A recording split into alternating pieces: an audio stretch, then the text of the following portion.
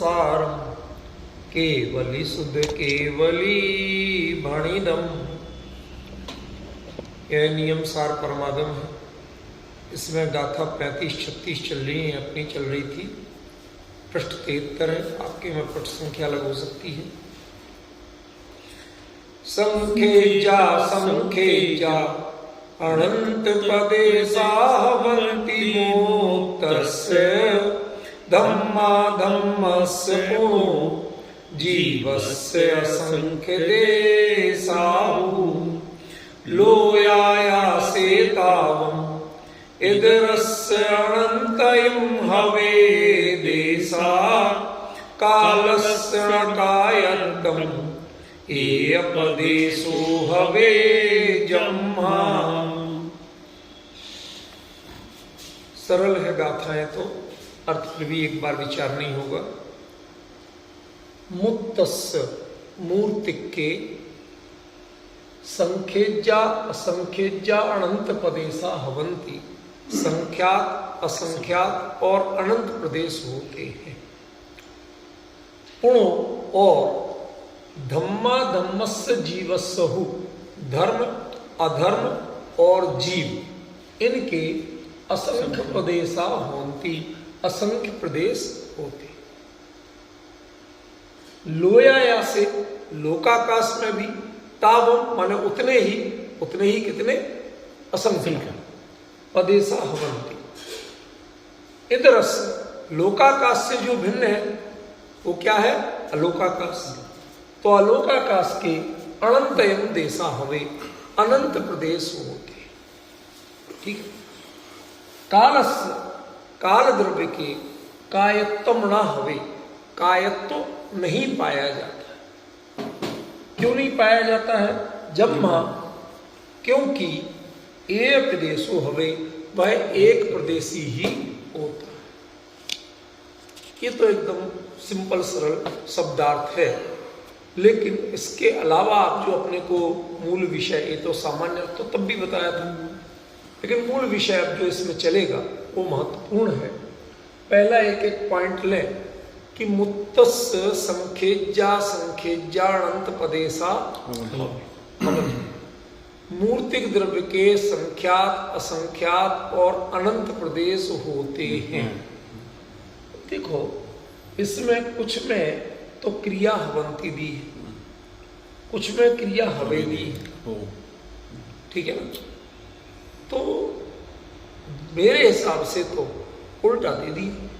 जहां हवे होना चाहिए वहां हवंती कर दिया, और जहां हवंती होना चाहिए वहां हवे कर दिया। क्यों? पहले कारण तो समझो, मैं ऐसा क्यों कह रहा हूं। समझा था पिछली बार। हाँ थोड़ा सा तो भाई एक बार याद तो करना ही पड़ेगा ना, चर्चा जब तो आगे बढ़ेगी। तो ये जो हवे है ये असल में हमें पता नहीं, हमने देखा नहीं। जिनको हमने नहीं देखा जाना उनके लिए हवे कर दिया, और जिसको चाहे हम ब्रह्मात्मक ज्ञान से जानते हैं, जैसे भी जानते हैं, लेकिन जो हमें कहीं ना कहीं प्रतीति गोचर है, ज्ञान गोचर है, उनको हवंती कर दिया। एक उत्तर तो क्लियर हो गया, पिछला आपने रिवाइज कर लिया।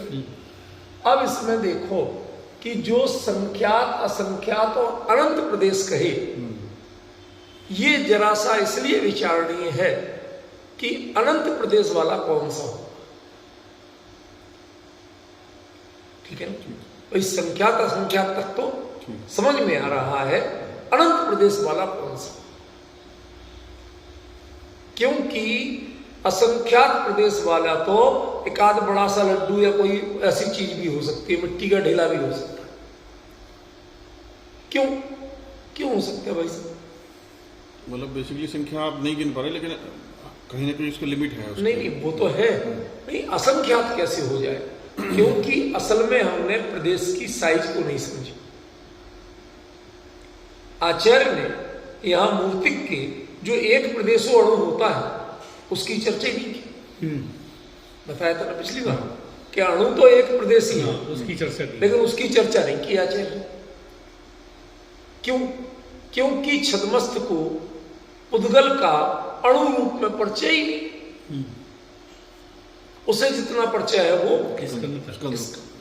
और मैंने ये भी बताया था, यहां उसके लिए पुग्गल की जगह मुत्तस्य ये जो नाम क्यों दिया? पुद्गल तो उसका शास्त्रीय नाम है, पूर्ण और गलन, तो ये तो परमाणु पर भी लागू होता है। लेकिन परमाणु भेद संघाताभ्याम चाक्षुषा, एक सूत्र तत्व सूत्र का कभी सुना? सुना तो बिल्कुल। सूत्र तो सुनी होगा। तो भेद और संघात ये क्रियाएं किसमें होती हैं? स्कंद में होती हैं, परमाणु की नहीं है। टूटना और मिलना, परमाणु अकेला मिल तो सकता है, लेकिन टूटेगा कब? कि जब मिलके बहुत हो जाएंगे तो टूटेगा। अब लड्डू बनेगा बूंदी का तो टूटेगा, अब अकेली बूंदी क्या टूटे? समझ गया? इस तरह ये तो दृष्टांत, स्थूल तोड़ने को तो उसको भी मसल डालो, लेकिन दृष्टांत के रूप में बता रहे। तो जो चाक्षुष कब होता है? कि चाक्षुष जब होता है जब भेद और संघात दोनों की प्रक्रिया हो। और जो मूर्तिक नाम पड़ा है वह सामान्यता इंद्रिय गोचर और विशेष रूप से चाक्षुष चक्षु गोचर। ये बात जरा थोड़ा वैसे भी याद रखना, क्योंकि आगे कहीं ये बात आ सकती है आपको पढ़ने में।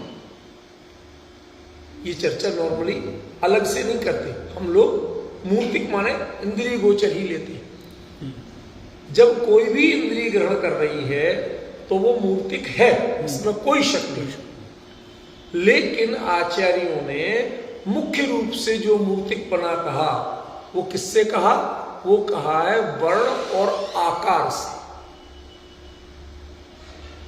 वर्ण माने कलर और आकार क्या साइज है, इन दोनों को ग्रहण चक्षु करती है, अन्य कोई इंद्रिय नहीं करती।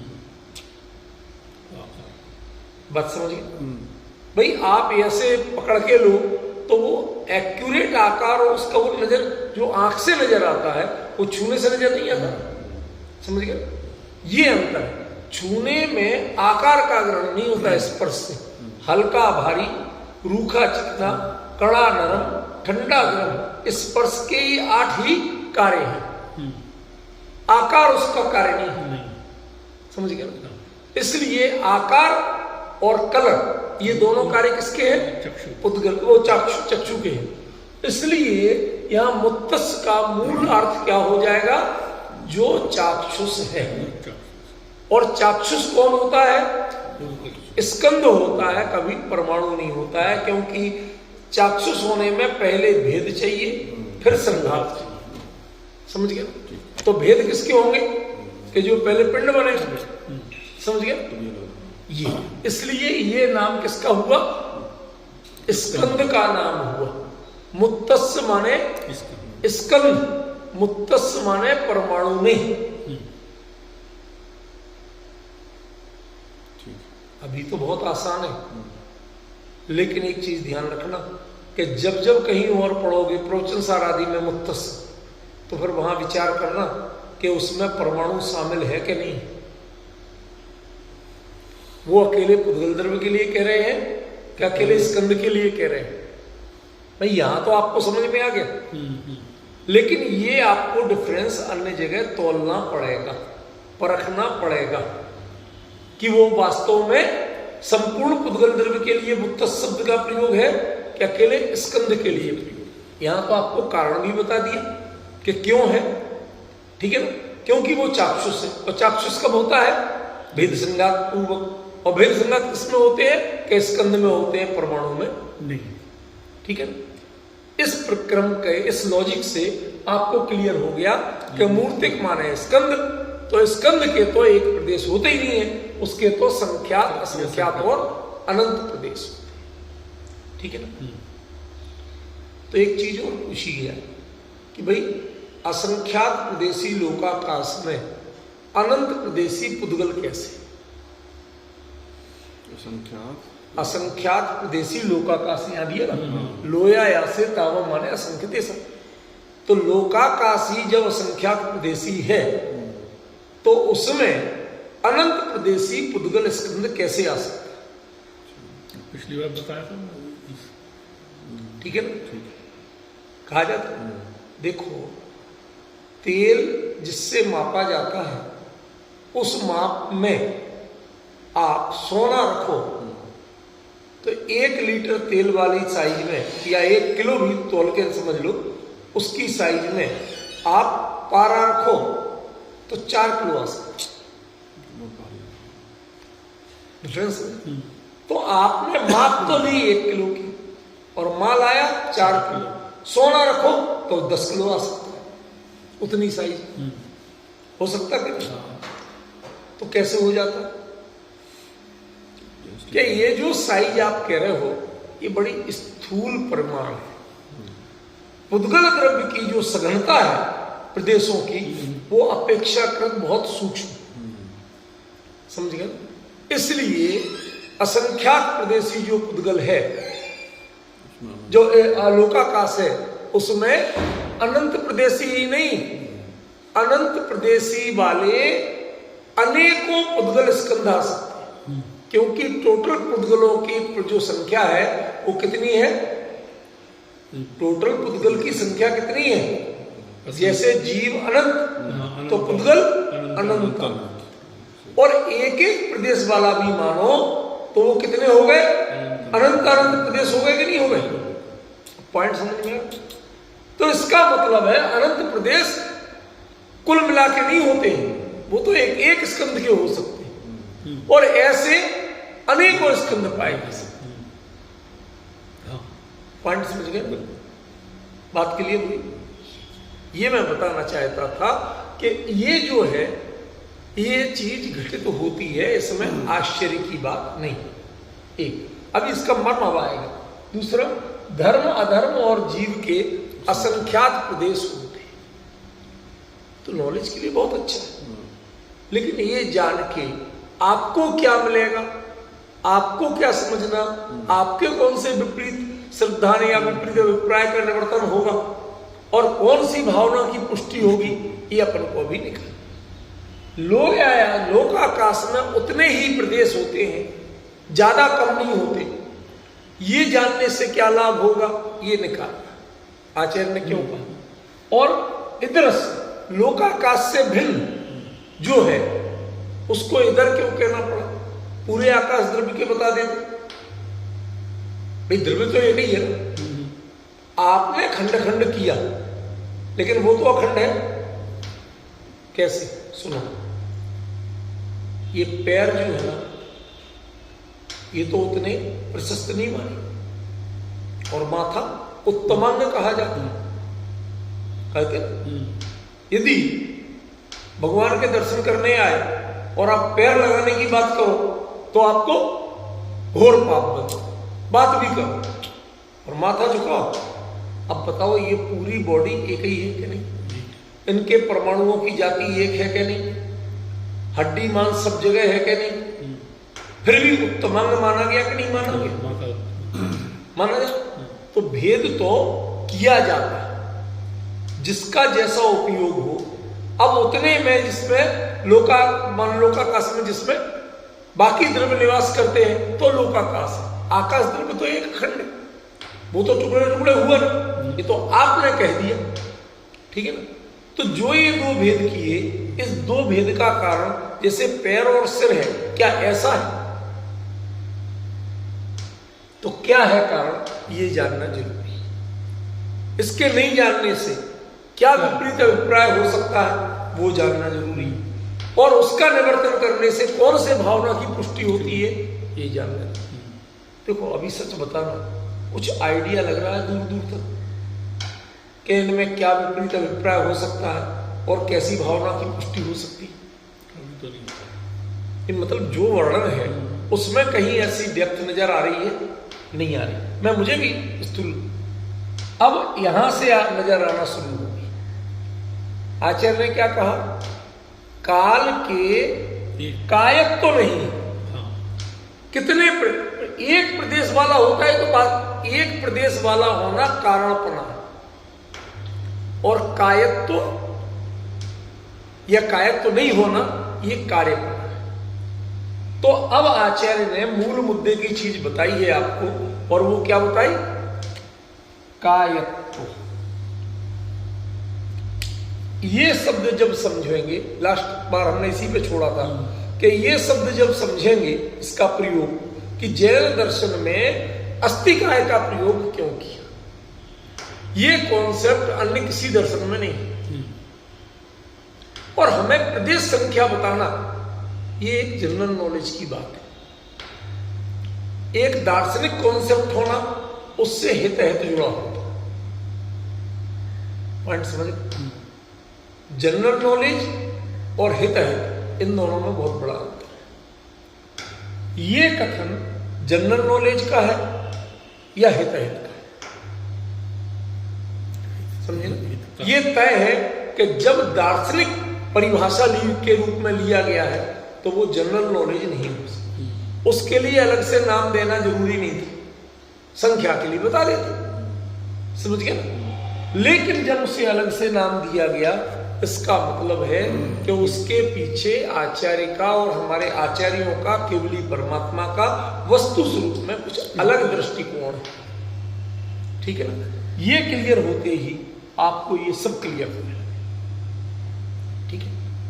तो अब आप विचारिए कि कायक तो क्यों कहा गया। मैंने इसके लिए थोड़ा सा बताया था, आपको याद है कुछ संजय भाई? कायक तो 29 प्रदेशों में एक भारत बताया था। अब वो भारत है कहां? वो सब जगह, सब में है, सब में है और सब में नहीं भी। इंडिविजुअलिटी जब देखे जाएंगे, एक एक को देखा जाएगा, तो वो कहेगा ये उत्तर प्रदेश है मुख्यमंत्री, ये तो मेरा प्रदेश है। जब राष्ट्र तो देखी जाएगी, और जब राष्ट्र की बात आएगी तो वही कहते हैं हाँ साहब हम भारतवासी। पासपोर्ट सब। तो ये जो चीज अंतर, ये दृष्टांत में तो बहुत आसान है, लेकिन सिद्धांत में समझो कि ये राष्ट्रवाद है क्या।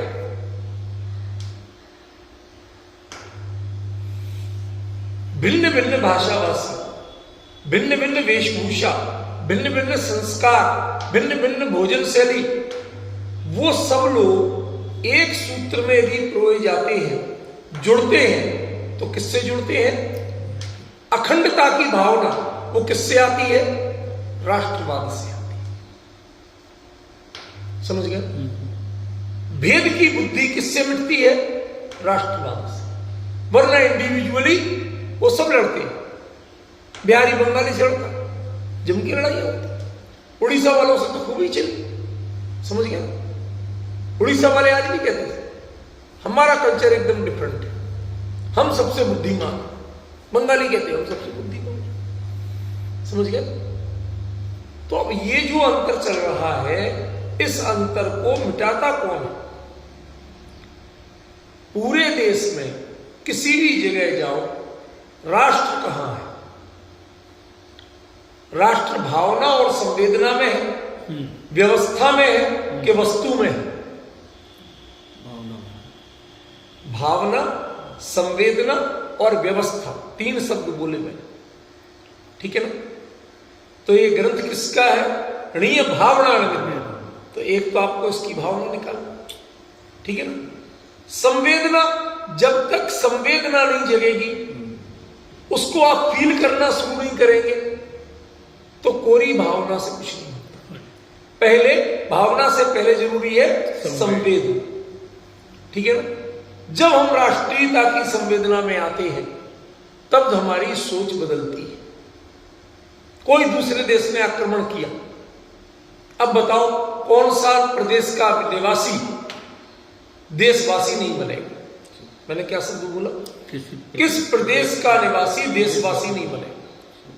फिर वो सब भारतवासी हो जाएंगे, फिर कोई भी बंगाली, बिहारी, उड़ीसा नहीं बचेगा। समझ गए?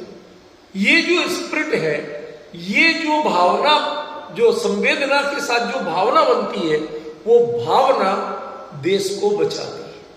वो भावना जान न्यौछावर करने के लिए प्रेरित करती है, हिम्मत जुटाती है।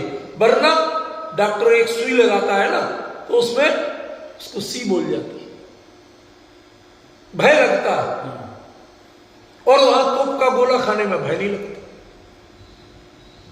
भाई तो जहाज से मिसाइलें बरसेंगी, लड़ाकू विमानों से, तोप से गोले बरसेंगे, और उसमें बरसते गोलों के बीच में घुस के जाए, उनके दुश्मन के टैंक के नीचे वो लगाया है, क्या बोलते, सुरंग वगैरह बोलते हैं, माइंस, समझ गए ना, वो लगाया है। क्या करेंगे? कौन लगवाता है? प्रदेशवाद नहीं लगवाता है, राष्ट्रवाद लगवाता है। ऐसे ही अनादिकालीन जो मोह का संस्कार है, देह के प्रति, पर पदार्थों के प्रति मिथ्यात्व का जो संस्कार है, ठीक है ना, और मिथ्यात्व जिनके छूट भी गया उनके अवृत्ति का संस्कार है, अवृत्ति जिनके छूट गई उनके देशवृत्ति का संस्कार है, देशवृत्ति जिनको छूट गई तो उन्हें महावृत्ति का संस्कार है। कल रात की चर्चा जिन्होंने नहीं सुनी उन्हें यह समझ में नहीं आएगा। अब पॉइंट समझ में आ रहा? ये महाव्रत, ये भी आपके स्वस्थान प्रमत्त संयत से सातिशय प्रमत्त संयत होने में बाधक होता। आप अपने आप को महाव्रती मानते, ये सब देखना। परदेश गए और वहां से घर में क्या चल रहा पता करो भाई, फोन करो, जानो। वहां एंजॉय के लिए गए और यहां की चिंता, सब डिफरेंस हुआ कि नहीं? ये सबसे बड़ा अंतर पड़ रहा है भाई साहब। वहां हो उसका एंजॉय नहीं कर पा रहे, चिंता यहां की सब है, ठीक है। तो आपकी भावना महाव्रत में अटकी है कि स्वरूप में समाने में पुरुषार्थ जा रहा है। अमित जी, आपने नहीं सुना इसलिए जानबूझ के बता रहा हूं मैं, आप नहीं जोड़ पाते आजकल। महाव्रत की भावना जब तक बनी हुई है तब तक स्वस्थान प्रमत्त संयत रहोगे, सातिशय प्रमत्त संयत नहीं बन पाते। और जब महाव्रत भी बोझ लगने लगे, ये भी बोझा उतारो, ये बार बार का आना जाना बंद करो, ये रखी तुम्हारी धर्मशाला और मैं तो चला। ये जो भावना है, इस भावना का निर्माण कायत्व से होता है, प्रदेशत्व से नहीं होता। पॉइंट समझे? वहां जो बताया था संजय भाई, आप तो जुड़ते हो, वहां जो बताया था वो बहुत गजब का विषय है। अमित जी भाई साहब आप नहीं जुड़ पाते, बात दूसरी है, लेकिन जो अभी 2 दिन चला वो बहुत अद्भुत विषय है। सुख किसे कहते हैं, समझ गए? उसका जो विवरण चला, कैसे व्यक्ति आगे बढ़ता है। अनुभव चौथे गुण स्थान में हो गया तो 7वें तक की क्या जरूरत है, 7वें में भी हो गया, बार बार हो रहा है तो श्रेणी की क्या जरूरत है, कैवल्य की। ये जो जरूरतें हैं, इनका जो विश्लेषण वहां हुआ वो सीधा यहां से इस शब्द से जुड़ा। आपने जब तक भेद की भावना रखी है तब तक आप ऊपर नहीं बढ़ सकते। वो कितना बड़ा है कि कितना छोटा है। एक बात बताओ, कोई अरबपति है तो उसे बैराग लेने में कितने दिन लगेंगे? बहुत समय लगेगा। सैकड़ों फैक्ट्रियां हैं, 50 देशों में उसका बिजनेस फैला। अब जब तक वो काम सबको सौंपना तो पड़ेगा, तब तो जाए इसी को मंडल लेके। क्यों? ये सब बकवास की बातें हैं। तो 1 सेकंड भी नहीं लगे। हाँ, जिसे वैराग्य हुआ उसके फैक्ट्री नहीं रही। तो जब फैक्ट्री मेरी नहीं है तो किसको सौंपेगा? तो वो जो अपनी मान रहा, और जो अपनी मान रहा उसके वैराग्य नहीं है, और जिसके वैराग्य नहीं है वो दीक्षा क्या लेगा? वही द्वैत और अद्वैत। ये अब पकड़ में आ गई बात संजय भाई। वो विषय इतना गजब का है कि पूछो। डिफरेंस हमें तो लगता है जी शायद पहले सुन चुके ना यहाँ, इसलिए नहीं सुन। अरे वो नाराज मत हो भाई साहब, ये तो थोड़ा बहुत मुझे पता है कि आप दूसरे ऐसे काम में व्यस्त हो कि आप खुद छटपटा रहे हो कि कब वो काम पूरा हो, कब वापस सबसे आगे बैठे। मुझे पता है, कोई शंका नहीं कर रहा हूं, पर ये तो कभी कभी हो जाता है। हंस के बोल लेते हैं और कुछ नहीं है, ठीक है ना। ये बात मैंने क्यों कही, आपको पीड़ा देने के लिए नहीं, मैं आपको इसलिए कह रहा हूं कि आप अकेले व्यक्ति हो, इन्होंने वो नहीं सुना। आप अकेले व्यक्ति हो कि जब ये विषय चलता था प्रवचन सार जी का, तो उस समय के आप जो जिनको कुछ याद हो सकता है कि क्या चला था, ये कहना चाहता हूं, ठीक है ना। उससे डिफरेंस पता चले कि पहले इसका इतना बताया था, अब इसका ये चल रहा, ठीक है। तो यहां बात किसकी है, कायक। एक प्रदेश जो द्रव्य है उसकी अखंडता का विचार करना। कई राष्ट्र ऐसे हैं कि आपके एक नगर बराबर नहीं, लेकिन उसका राष्ट्रपति ही है। उससे यदि प्रोटोकॉल पूरे नहीं निभाए तो यूएन में जवाब देना पड़ सकता है। पॉइंट समझे, छोटा या बड़ा नहीं देखना आपको, कम या ज्यादा प्रदेश नहीं देखना, जनसंख्या नहीं देखना, क्षेत्रफल नहीं देखना, राष्ट्र देखना। वो राष्ट्र राष्ट्र है और राष्ट्रपति राष्ट्रपति है। वो अधिकार रखता है कि आपके यहां पूरे 21 तोपों की सलामी हो, गार्ड का निरीक्षण हो, जो जो प्रोटोकॉल्स है वो उनका अधिकार रखता है, क्योंकि वो राष्ट्रपति है। अच्छा, और राष्ट्रों के आ जाए तो कर रखता है, और पाकिस्तान का आए तो भी रखता है, क्यों भाई साहब ज्यादा रखता है, बुरा मत मानो। अन्य राष्ट्रों के आते हैं तो उनको दरियागंज नहीं दिखाया जाता, नहीं समझे। वो मुशर्रफ आया था ना, वो दरियागंज की पैदाइश है, तो उसका वो मकान जो भाई पाकिस्तान वाले के मकान तुम ठीक करवा रहे, करवाना पड़ेगा, जाएगा तो क्या क्या दिखाएंगे, राष्ट्रपति को दिखा रहे हैं, और वो मुशर्रफ को नहीं दिखा रहे। सोच का अंतर ख्याल में पड़ रहा। ये राष्ट्र की जो भावना है, राष्ट्र की जो दृष्टि है, वह परिपूर्णता की दृष्टि है, वह अपूर्णता की दृष्टि नहीं है। और यदि कोई भी द्रव्य परिपूर्ण है, उसमें तुमने कायक तो खोज लिया है, समझ रहे हो, कायक तो खोज लिया है, उसे परिपूर्ण सत्ता स्वीकार किया है, तो जो परिपूर्ण सत्ता है उसमें हस्तक्षेप की भावना तुम्हें कैसे हो सकती है। तुम परिपूर्ण सत्ता हो, तुम अपना राष्ट्र संभालो, हम अपने राष्ट्र में क्या करें और क्या ना करें इसकी जिम्मेवारी हमारी है।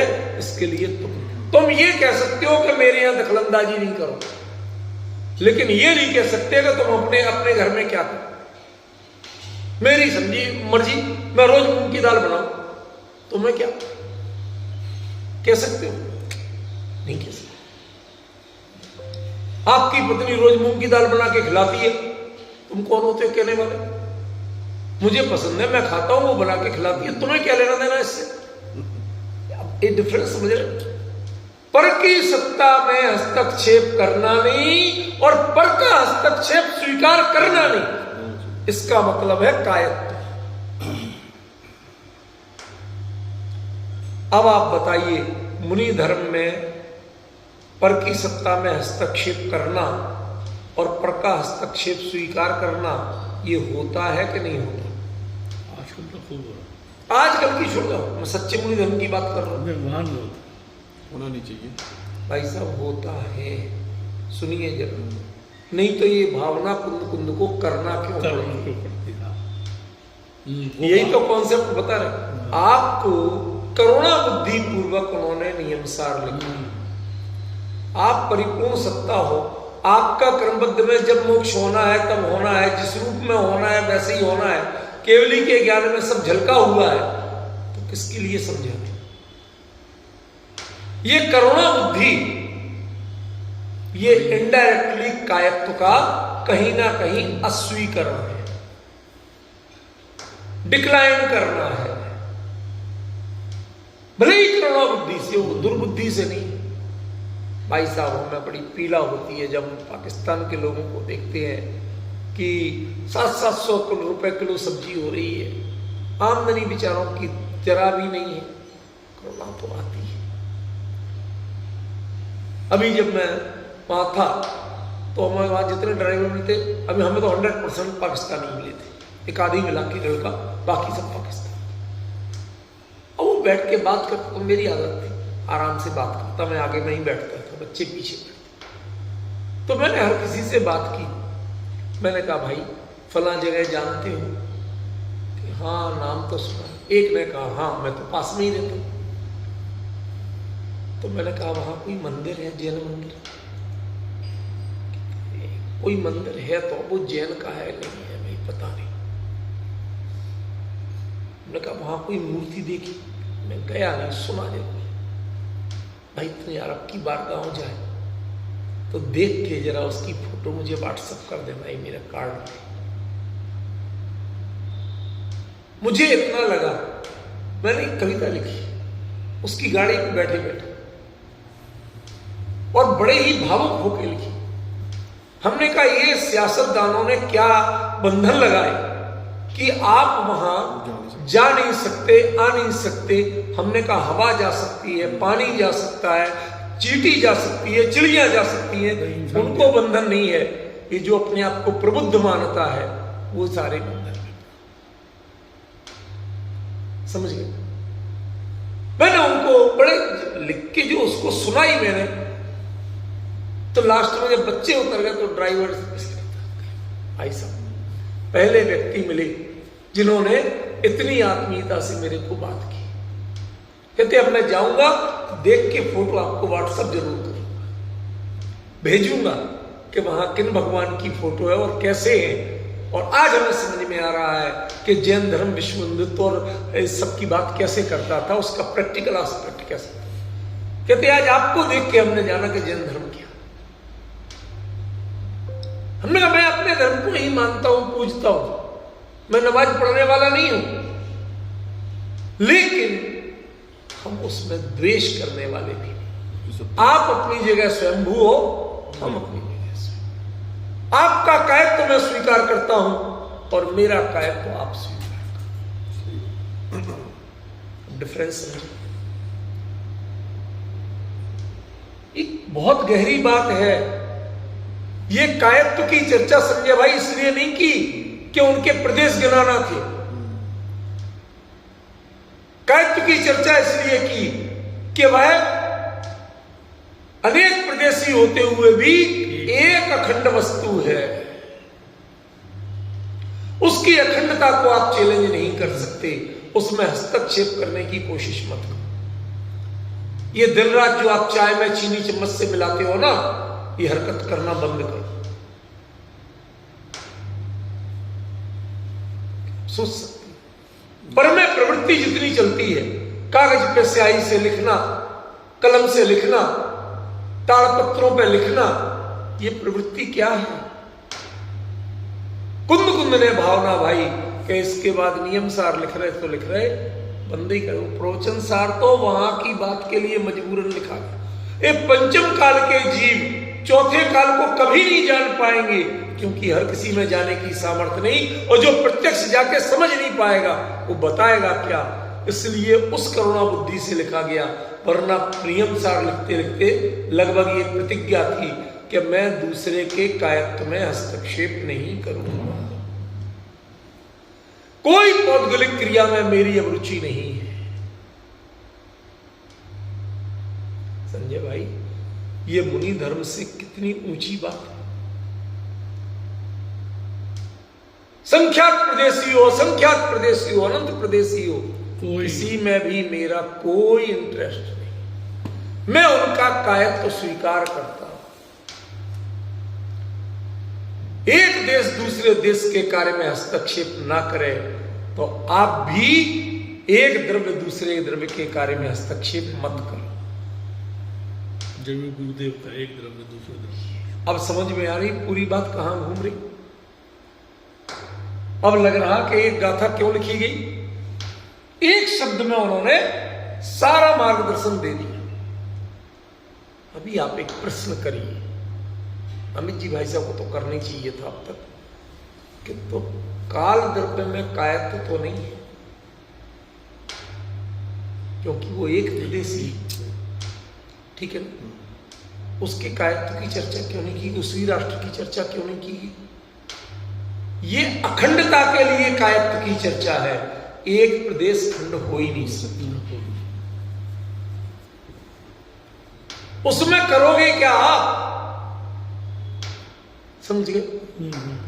रेखा को काटा जा सकता है, त्रिभुज को काटा जा सकता है, चतुर्भुज को काटा जा सकता है, पंचभुज, षटभुज, अष्टभुज सबको काटा जा सकता है, वृत्त को काटा जा सकता है, बिंदु को कहां काट के ले जाओ? वो तो अपने आप में अखंड है। एक प्रदेशी है तो अपने आप अखंड है। तुम असंख्यात और अंत प्रदेशी हो के भी कायत्व है तो अपने आप अखंड है। ये दोनों ही बातें अखंडता के लिए हैं। ये दोनों बातें खंडता के लिए। एक को तो आप अखंड मान लोगे, लेकिन बाकी को खंड खंड मानो कि ये आप अखंड दृष्टि रखो। उसकी राष्ट्र परिपूर्ण स्वयंभूता संप्रभुता मानो, उसकी बिखराव मत मानो। पाकिस्तान में 90% लोग भीख मांग रहे, सो व्हाट? आप हस्तक्षेप करोगे? नहीं कर सकते। ये आपको सोचना है कि भाई हम पड़ोसी हैं, आपको कोई यदि लगे तो आप हमें बताइए, हम आपकी मदद के लिए तैयार हैं, लेकिन मैं अपनी ओर से हस्तक्षेप करूंगा, ये अधिकार आपको नहीं।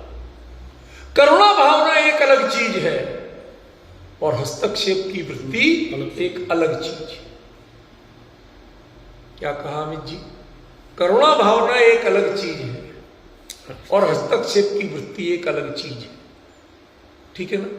लेकिन ये गृहस्थों में चले तो चले करुणा भावना, मुनि धर्म में भी स्वस्थान तक चले तो चले, लेकिन जिनकी भावना सातिशय की हो, जिनकी भावना पुनर्भव की हो, उनके लिए ये भी कंटाला ही लगती है। क्योंकि करुणा भावना तभी जगती है जब पर में गुंजाइश दिखती है।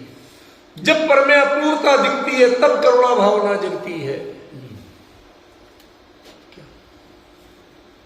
एक जो डायरेक्टर था, फिल्म का डायरेक्टर, वो अपने सेट पे सारे बर्तन टेबल उल्टी सीधी ऐसी करवा के, टूटी फूटी सब करवा के गया कि चलो कल के शूट के लिए सारी सेटिंग हो गई। निश्चिंत होके गया था कि अब सुबह ज्यादा जल्दी आने की जरूरत नहीं है, सारे स्टार्स 12 बजे आएंगे, मैं भी 12 बजे आ जाऊंगा। अब 12 बजे पहुंचा, उसका दिमाग खराब। क्यों? कि जो सफाई कर्मी आया था बेचारा, वो सब चीजें व्यवस्थित जमा गया। परेशानी समझ? अरे उसकी व्यवस्था में घंटों लगे थे, वो उस दिन की व्यवस्था थी, तूने उसे व्यवस्थित करके अब व्यवस्थित कर दिया। उस दिन के सेट में सब कुछ बिखराव चाहिए था। क्यों? क्योंकि रात को डकैतों ने लूटमार की, चोरों ने लूटमार की, लूट ले गए सारा माल और सारा कुछ तोड़ गए, फोड़ गए, बिखेर गए। ये सेट इसके लिए सेट था। अब वो बेचारा फिर परेशान हो रहा कि स्क्रिप्ट पढ़ो और स्क्रिप्ट के अनुसार कौन सी चीज कहां होना चाहिए, किसका कहां उन्होंने संकेत किया। अब फिर से नया पूरा सेट बिखेर। अरे बिखराव में भी एक संस्कार है, वह बिखराव उसकी शोभा है। वह बिखराव नहीं, तुम्हें दिखता है बिखराव, वस्तु को वह बिखराव भी स्वीकार है शोभा के रूप। इसलिए जगत के जो पदार्थ हैं उनके प्रणमन में हस्तक्षेप का विकल्प करुणा बुद्धि के रूप में भी स्वीकार नहीं है। तब तुम सल्लेखना ले पाओगे। यदि ज्यादा करुणा बुद्धि रखी तो सल्लेखना भी नहीं ले पाओगे। भाई सब समाज सेवी सारा जीवन यूं ही बिता देते हैं दुनिया के चक्कर में, और हमने बहुत सारे समाज सेवियों को देखा है कि अंत समय में उनको कोई पानी देने वाला नहीं होता। घर ही के लोग नहीं पूछते, क्या तुम दुनिया के लगे रहते थे, उन्हीं से करवा लो सेवा, हमारी तो तुमने कभी सुनी नहीं। यथार्थ बात बता रहा हूं। ये करुणा बुद्धि भी आपका कल्याण नहीं कर सकती है। अपने कल्याण के लिए समय स्वयं निकालना। ये कॉन्सेप्ट है कायत्व का। जब हमारी दृष्टि हर पदार्थ और हर परमाणु में परिपूर्णता की होगी, ये परिपूर्ण है, अपूर्ण है ही नहीं, परफेक्ट है, इसमें कोई कमी नहीं है।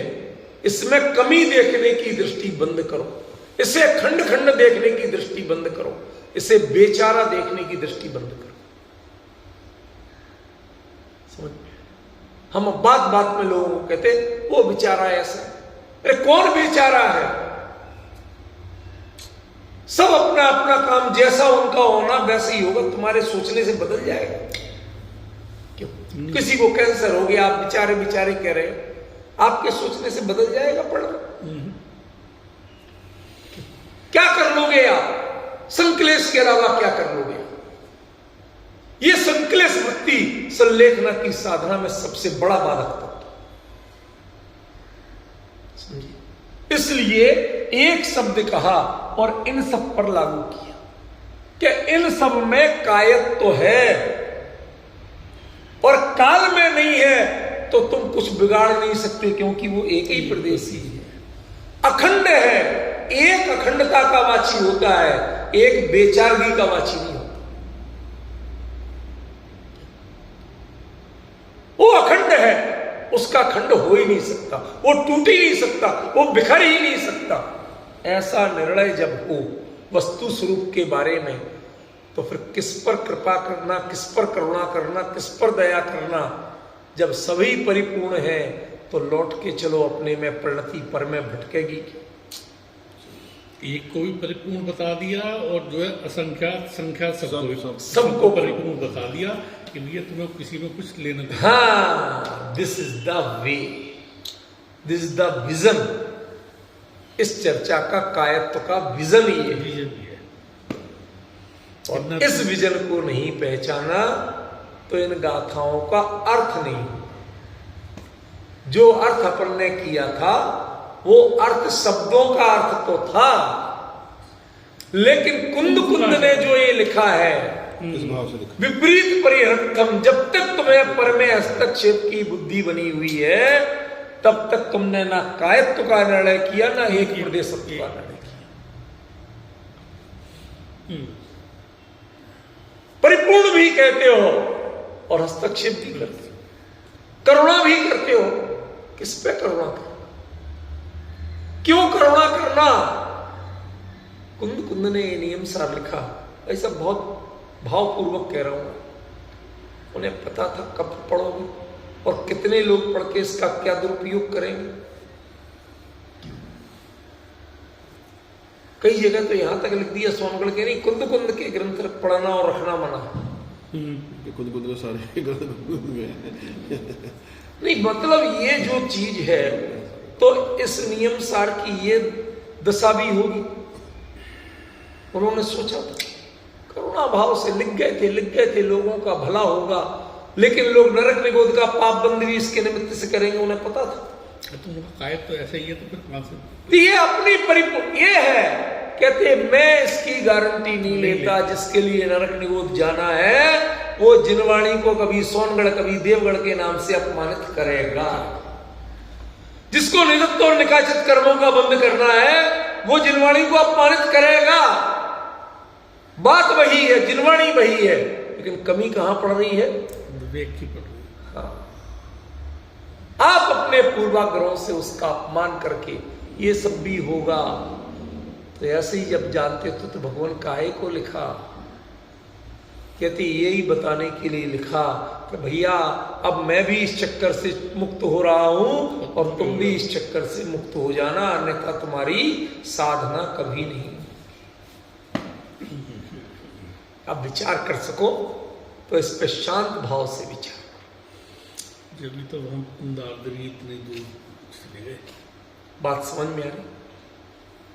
ये सब मैं सच बताऊं, किसी को हर्ट नहीं करना चाहता, ये सारी बहुत सी बातें उस दिन हृदय में ऐसी भरी हुई थी कुंदाद्री पर जो आपने नाम लिया, कि मैं बैठ के बड़े मनोयोग से, अब क्या होता है, यही तो हमारी कमजोरियां हैं कि हम उपयोग को उतना शांत और एकाग्र नहीं कर पाते।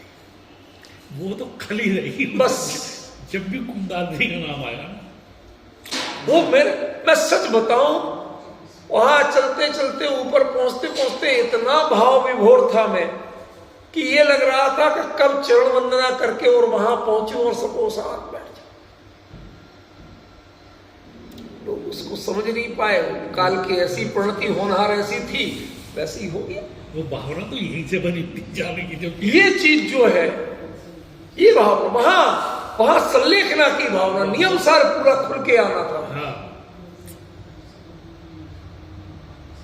किस भावना को लेके निर्भर होके लेटे और चले गए लोकांतिक देव में, वो सारा दृश्य दिखा। मतलब पूरी यात्रा का, तीर्थ वंदना का उस दिन सार आने वाला था। होनहार जैसी थी वो हुआ, लेकिन मतलब असली में मुझे पूरा नियम सार दिखा। कैसे कैसे कुंद कुंद ने उसको जिया था, नियम सार को वो दिखा। वो क्योंकि ये चीज वही तो आएगी। ये अब आप समझ रहे संजय भाई, नहीं क्या तो गजब की चीज। ये चीज कैसे आएगी? कायत्त हाथ पैर मत देखना, आंख नाक कान मत देखना, इंद्रिया मत देखना, कायत्त देखना। वो अखंड है, परिपूर्ण है, संप्रभु है, वो बिखरा नहीं है, वो लूला लंगड़ा नहीं है। जिसका हाथ कटा है वो भी लूला नहीं है, जिसका पैर कटा है वो भी लंगड़ा नहीं है। क्यों? क्योंकि पुद्गल का अंग कटा है, आत्मा का प्रदेश कटा नहीं। क्या कहा? पुद्गल का कटा है, आत्मा के प्रदेश पूरे। अरे जो आप मानते हो वो तो जीव को कहते हो ना, तो जीव लंगड़ा नहीं हुआ, समझ गए? और पुद्गल तो पूर्ण गलन स्वभाव ही था, वो तो चिपका हुआ था, अलग हो गया तो कौन सी आफत हो गई, वो तो उसका नेचर था, वो बाय नेचर ऐसे ही होना था। इसलिए पर वस्तु में जो अपंगता देखते हो आप, अपूर्णता देखते हो आप, और उसको देख देख के कभी करुणा करते हो, कभी अभिमान करते हो, मैंने टांग तोड़ दिया, अभिमान करते हो, ये बेचारा तू लूला है, करुणा करते हो। ये दोनों वृत्तियां बंद करो, नहीं तो पर की दृष्टि नहीं छूटेगी और आत्मदृष्टि बनेगी। इसके लिए कायत्व की चर्चा और एक प्रदेशत्व की चर्चा इसके लिए की गई है, आपकी जनरल नॉलेज बढ़ाने के लिए नहीं की गई। ये तो ये बताया, चाहे एक प्रदेश हो, असंख्यात हो, संख्यात हो, कुछ भी हो, जिनके कायत्व है वो भी एक है, अखंड है, और जिनके एक है वो तो अखंड है ही। अखंडता में खंड खंडपने की, परिपूर्णता में अपूर्णता की, संप्रभुता में बिखराव की ये दृष्टि बंद कर दो भैया। इस दृष्टि से तुमने अपना अहित किया है, हित नहीं किया। समझिए क्या मर्म है, किस दृष्टि से एक शब्द लिख दिया अकेला, पूरे उससे सारा कुछ क्लियर कर दिया। ध्यान रखना, यह अस्तिकाय शब्द नहीं दिया, कायत्व शब्द। ये भी भाववाची है, अस्तिकाय वस्तुवाची है, कायत्व भाववाची। राष्ट्र वस्तुवाची है, राष्ट्रत्व, राष्ट्रीयता, राष्ट्र भावना, ये भाववाची। ये ग्रंथ भावना ग्रंथ है। भावना इसमें यदि भावना नहीं निकाली और इसमें कुंद कुंद की निज भावना की उन्नति नहीं निकाली, एक नियमसार और लिख दिया, फिर नियमसार लिखते लिखते प्रतिज्ञा कर रहे हैं कि अब बहुत लिख चुका, अब लिखना नहीं। किसके लिए लिखना और क्यों लिखना, समझ गए? मुझे समझ में नहीं आता भाई साहब, जो सुसाइड करते हैं वो सुसाइड नोट क्यों लिखते हैं? इसलिए लिखते हैं ताकि पीछे हमारे संदर्भ को दिक्कत ना नहीं नहीं, ये अब जब तुम ही नहीं हो, नहीं तो दूसरे ने पकड़ेगा। तुम ही नहीं हो तो बाकी कौन क्या करेगा, इससे तुम्हें क्या लाभ? देखो दो दृष्टि में आप जो कह रहे हो वो अपनी जगह सही है, कि भाई उनको नहीं सताया कि किसने मारा किसने नहीं मारा था, पुलिस का टेंशन घटा, हाँ साहब सुसाइड किया, सब सही है, लेकिन जब तुम्हें जाना ही है तो ये क्यों करना, ये समझ में नहीं आया। कोई व्यक्ति सुसाइड करने गया और टिफिन बॉक्स लेके गया, क्या कहोगे? ये ट्रेन के नीचे कटना था, ट्रेन कहीं लेट हो गई तो जब तक खरा तो खा लो। कोई कहता मैं निकला छतरी लेके गया, क्यों?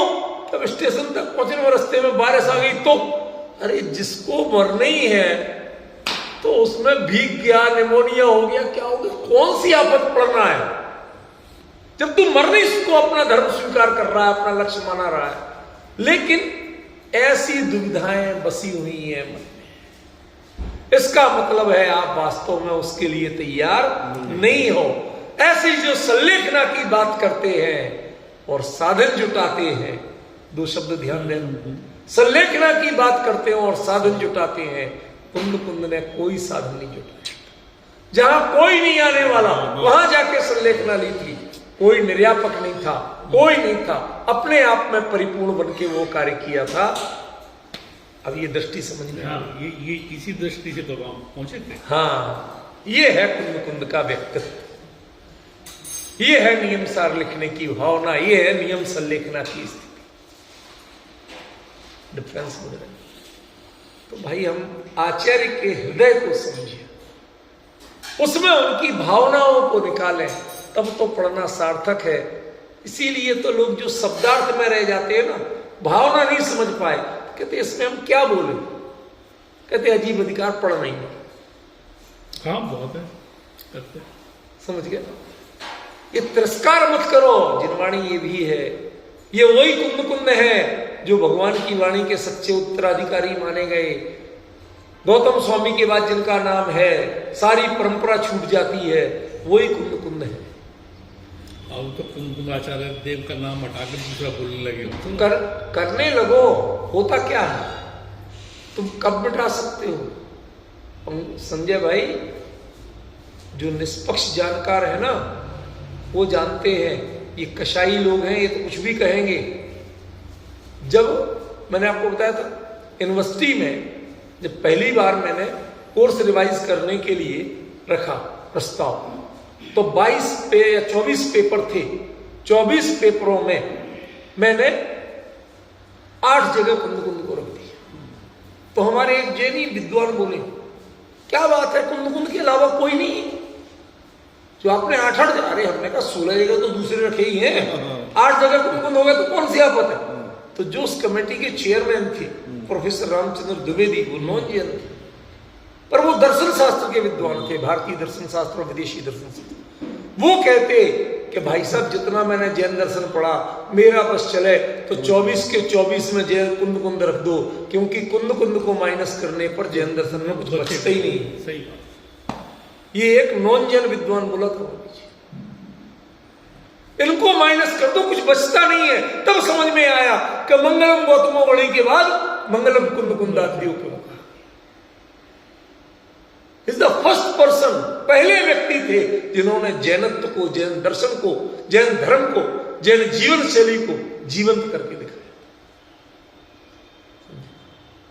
आज यहां पर जो उन्होंने कायत्व की चर्चा की, वो अकेले अस्तिकाय की पहचान नहीं, प्रदेशों की पहचान नहीं, वह हर द्रव्य की, एक एक वस्तु की अखंडता, क्षेत्र से भी अखंडता, वो अपाहिज नहीं है, वो उसकी अपाहिज भी है तो वो परिपूर्ण। उसमें दखल देने का प्रयास मत करो। क्यों? क्योंकि वो आज अपाहिज यदि जीवन भोग रहा है तो अपनी कर्मों का फल भोग रहा है। तुम किसके कर्मों से बचा सकते हो? नहीं समझे। एक व्यक्ति चौराहे पे भीख मांग रहा है, आप बहुत करुणा करके एक साथ 10,000 रुपए दे आते हो। अभी तक जिसको 10-10 पैसे मिलते थे तो रोटी खाता था, 10,000 मिले तो बोतल पी, इसमें का नशा किया, कोठे पे गया, बीमारी लगाई और 6 महीने में मर गया। आपने उपकार किया? क्या उपकार किया? ये मत सोचो, उसको जो भोगना है वो भोगेगा। आपकी जितनी जो अनावश्यक करुणा और हस्तक्षेप की भावना है ना, यदि उसका भाग्य ऐसे दुर्भाग्य के रूप में है तो आप उस दुर्भाग्य के निमित्त बनेंगे, भाग्य के निमित्त नहीं बनेंगे। इसलिए अपनी करुणा को ऐसे कार्यों में लगाओ जो उससे क्रिएटिव वर्क कर सकते हो, तो उसको आजीविका दे दो, नौकरी दे दो, काम दे दो, नियमित काम करे, ईमानदारी से मेहनत करे। वो मेहनत करने को राजी ही नहीं है, इसका मतलब उसके ऐसी दुर्दशा होनी है। जो अपने आप में पुरुषार्थ करने को राजी नहीं है और पर में हस्तक्षेप दे दे बाबा जो करते हैं ना, उनकी दुर्दशा होनी तय है। क्यों? क्योंकि उन्होंने स्वयं दुर्दशा का मार्ग चुना। दूसरे से अपेक्षा करना ये अपनी दुर्दशा करने का मार्ग है, तरीका है। इसलिए यहां कायत्व की चर्चा की गई, इसलिए यहां एक प्रदेशत्व की चर्चा की गई है। ये दोनों अखंडता, संप्रभुता और परिपूर्णता की बाची है। ये किसी को अपूर्णता मत देखना, लूला लंगड़ा अपाहिज मत देखना। वह वस्तु परिपूर्ण है। आज यदि अपाहिज कोटा किया जाता है, विकलांग आदि दिव्यांग कुछ भी बोलो, उसके लिए स्पेशल कोटा क्यों किया जाता? ताकि वो अपने को कमजोर मानना छोड़े। तुम्हारे को हमने कमजोर नहीं माना, तुम्हें हम जिम्मेवारी दे रहे हैं, तुम्हें हम सैलरी दे रहे हैं, जिम्मेवारी दे रहे हैं, इसका मतलब तुम कमजोर नहीं हो। एक कमजोर अधूरेपन की भावना निकालो, है ना? ये वो कोटा कृपा नहीं है, वो कोटा उनका आत्मसम्मान जगाना है, अपने व्यक्तित्व को पहचानना है, अपने को परिपूर्ण अनुभव कराना है। समझे ना? ऐसे ही आचार्य ने ये जो शब्द प्रयोग किए, ये प्रत्येक वस्तु के बारे में परिपूर्णता का विचार करो, उसे लूला लंगड़ा देखना बंद करो, अपाहिज कह के तिरस्कार करना बंद करो और अपना उपयोग पर में लगाना बंद करो। अपना उपयोग अपने क्रिएटिव वर्क में लगाओ, आत्म साधना में लगाओ। इसके लिए ये गाथा थी। समय हो गया, विशेष चर्चा।